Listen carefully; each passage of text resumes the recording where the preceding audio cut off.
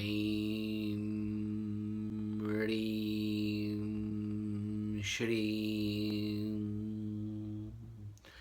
Aim Clean Soul Soul Clean Aim.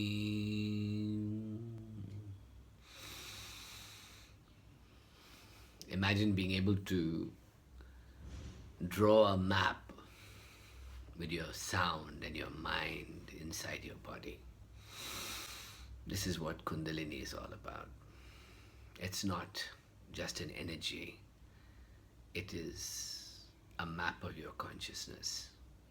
Something inside you turns on and something outside you turns on. Something not from vast distance of space-time away from you, but something deep inside and something out everywhere in space-time. It's like a switch. My teacher, Guruji Amritananda, used to say that it's a switch that you turn on, and a switch turned on here opens an entire consciousness out there and brings it into you. So when you actually think about the idea of the universe conspiring with you, this is the purest, truest way of aligning the two. So let's look at the esoteric concepts behind Kundalini. The fundamental concept is actually a hermetic paradigm, which is the idea of as below, so above, and as above, so below. And this means the principle in alchemical terms is called correspondence, which is that if I understand that everything is mind and everything is a vibrating frequency of this mind, then that all mind that is everywhere is the same as my mind inside this body. And this deep reflection is the core principle in Hermeticism, in Kundalini Tantra and Shaivism, and in Taoism and magical Taoism and Qigong and those Qigong and that area. That inside you is a series of nodes, a fire that once lit connects you to the cosmic fire at the root and source of the beginning of the universe, that intelligence behind everything. And in Kundalini meditation, we call that vast nothingness, that vast everythingness, that isness, the I am, goes by many names, but it has one core sound, which is Om. Om.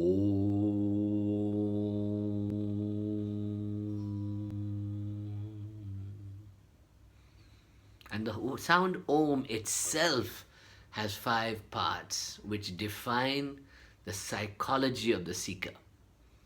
The first part, A, which comes from the belly area, the reptilian brain, the stomach, the sex organs, the fear, fright, fight mechanisms in our body. So by dealing with A, we are opening ourselves to desire. In Sanskrit, they call it Ichcha. And this is Ichcha, which is the desire to create, the desire to produce something, the desire to make something. As you move upwards in the body, you go to the U part of the Om. Om. And this is called the Jnana, which is the consciousness that there is more to me than this desire body. There is something greater in me, and that happens in the heart center. And when you feel it, it happens in the thymus area here, just about here. We call it the anahata. And then the last part is called the makara, or the which is the tongue touching the roof of the mouth. From the throat up, the tongue hits the roof of the mouth, and that connects to the agya, the third eye. And once you understand that these three aum are the core body architecture, then you go beyond the body into the silence of the rolling And then there's a fifth part, which is that consciousness that pervades the entire universe, which is pure silence at the end of the five parts. So this is Ichha Jnana Laya. So the practice of Kundalini and most other techniques like Kriya Yoga or Shiva Vigyan Bhairav Tantra, or areas as deep as Srividya, is the practice of what we call Laya Yoga, which is the dissolution, the evaporation of the self into the universal self. That's a big concept. So each person is a microcosm, as we said, all of this all mind, this pervading mind everywhere. This mind is, has come by many names in the world. It goes by the name of God. It goes by the name of Allah, Brahman, Yahweh, Jehovah. So many names. Parameshwar, Paramatma, the supreme soul, the supreme being. But it is actually a macrocosm of my mind. So my mind, that mind. When that supreme idea emanates, it comes into the world in two, a masculine and a feminine. Shiva, Shakti, Purush, Prakriti, Yin, Yang, Ida, Pingala. So many ways it comes into the world. This polarity, male, female. Because the union of male, female, of the opposites, that singularity that occurs is that one consciousness. This is the all mind. But when it comes into being, it splits.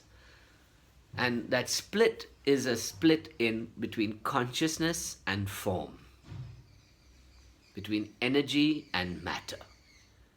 And as it splits, two sounds come into being in the tradition. And they are the tradition. The core of our meditation is are Reem and Shreem. Reem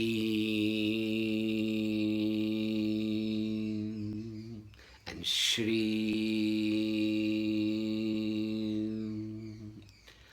Reem is Ha-Ra-Eem. And Ha-Ra-Eem represents, Ha is that vast superconsciousness, Shiva. The consciousness behind everything, the unseen one, the formless one, Shiva. Va-shi-shiva, va-shi-shiva.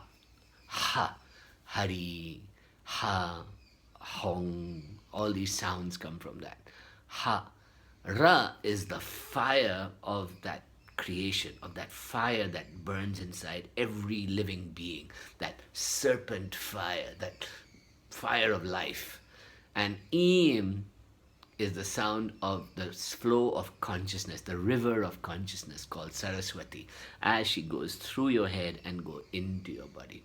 So every time you say an Eem or an or an in Kundalini, you're actually asking the consciousness to come into you. So we say Hreem, and that is vast consciousness. And Shreem, entire consciousness condenses into a point at the top of my head and boom, into my body. And that's Shreem. So if one meditates only on Shreem, one is attracting the entire universal consciousness into one's body. And once it comes into the body, let's say in a little gestating child or in you, then Shreem becomes the body. Every cell, every nadi, every point, every flow of energy, this is Shreem. And the energy that flows and makes it flow is this prana, this energy of the cosmos that makes it flow. So when the Shreem descends into you, or what we call Shakti, this Shreem, this divine, sacred, feminine energy, actually starts here because it descends from here and enters your head, but it comes down and it sits at the sacral sac at the bottom of your spine, just around the anus area. And this the ancients called Mooladhara. Mooladhara means the bound up one, the bound one.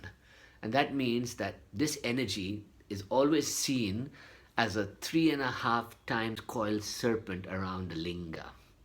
That means it's a bound serpent that sits at the bottom of your spine and really doesn't come up unless you ask it to, or sometimes it just comes up in creativity or in activity or in sexual experience or in beautiful epiphanies of life.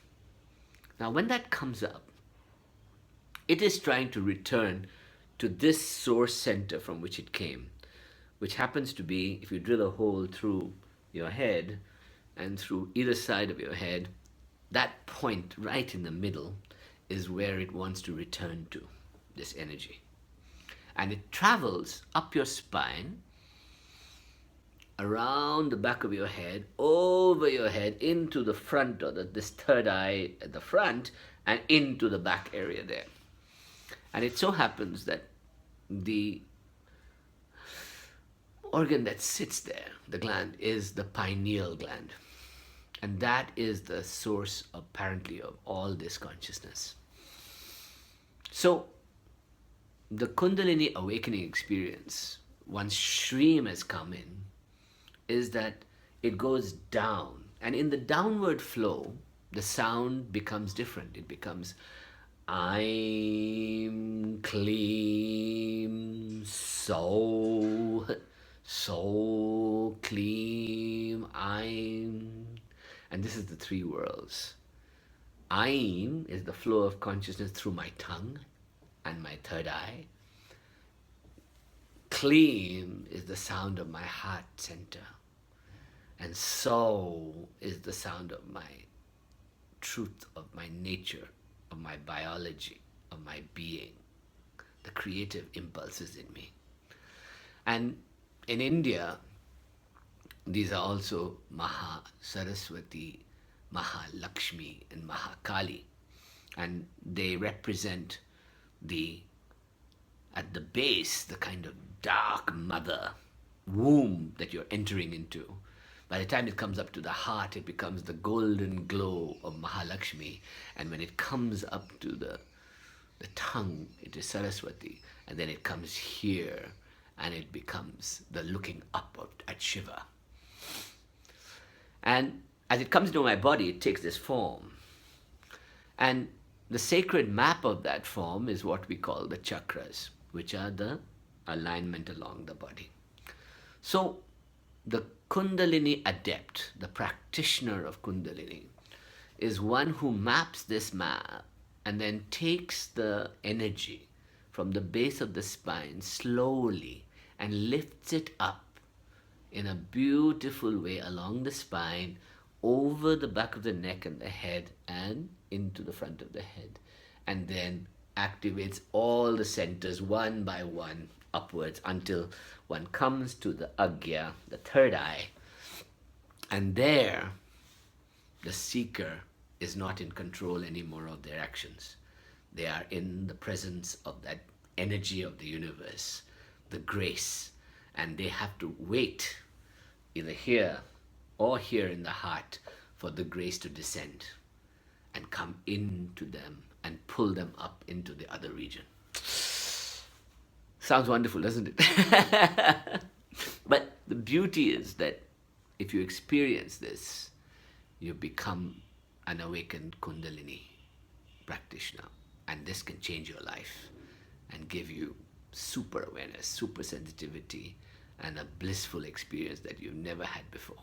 And the three stages are sound, vision, and then the most ecstatic ananda. Bliss, bliss, bliss. More next time. Thank you. Bye.